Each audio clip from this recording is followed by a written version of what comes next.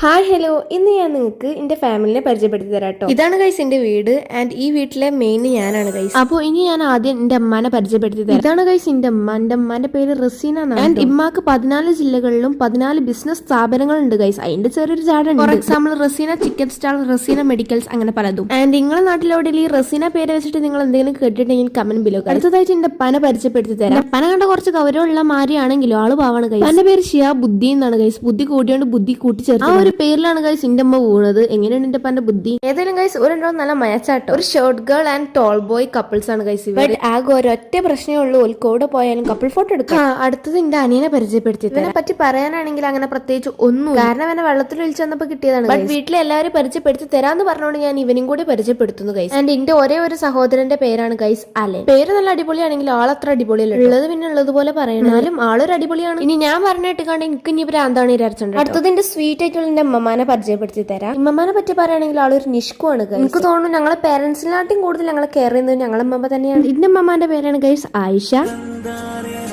And എന്റെ അനിയനെ അമ്മ വിളിക്കാറുള്ളത് കുട്ടിപ്പാന്നാണ്. അതുപോലെ തന്നെ എന്നെ വിളിക്കാറുള്ളത് പെണ്ണേന്നാണ് കേട്ടോ. കേൾക്കുമ്പോൾ കുറച്ച് കോമഡി ആയിരിക്കും, ബട്ട് അതാണ് ശരിക്കും വിളിക്കാറുള്ളത്. അപ്പോൾ ഇത്രയേ ഉള്ളൂ. എല്ലാവർക്കും എന്റെ ഫാമിലി മെമ്പേഴ്സിനെ മനസ്സിലായി എന്ന് വിചാരിക്കുന്നു. അപ്പോൾ ബൈ.